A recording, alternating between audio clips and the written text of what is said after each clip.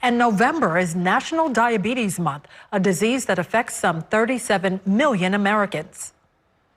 My doctor told me to see an eye doctor, an ophthalmologist or optometrist, to check the health of my eyes.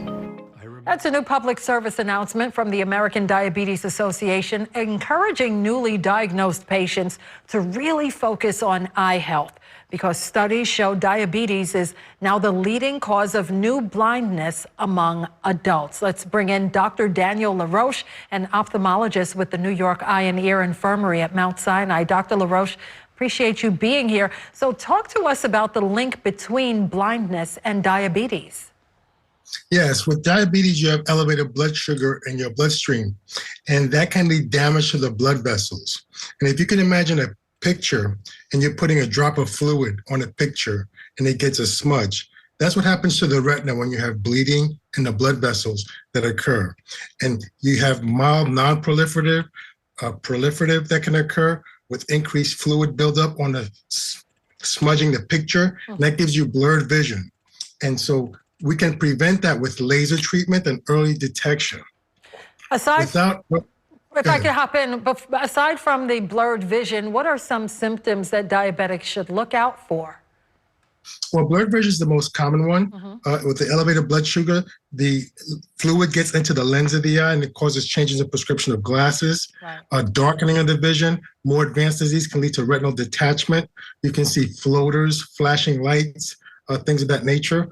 Also, you can develop a glaucoma that can lead to loss of side vision with neovascular glaucoma. Sure. So a variety of symptoms can occur. Sure, and what role does diet play in preventing this? Diet is very important. It's very important people eat lots of salads, lots of vegetables, baked chicken, baked fish, drink lots of water, stay away from sugary drinks, cut down on the starch, potatoes, because that increases the blood glucose. Exercise is very important as well. Walking 30 to 60 minutes a day is very important to help burn off that extra sugar. And then meditation and relaxation to reduce stress eating and reduce the amount of stress in your life and stress cortisol buildup. And lastly, you touched on this briefly, but what surgical options can preserve vision for diabetics who lose their sight? Well, we have the major treatment is laser treatment. Laser photocoagulation of the retina is the standard of care. We also have new anti-VEGF injections where people can receive injections in the eye to cause the regression of these abnormal blood vessels and reduce the amount of bleeding that occurs inside the eye as well. Those are very important treatments that can help preserve vision. Glad to hear that there's something that can be done. Dr. Daniel LaRoche, appreciate your time tonight.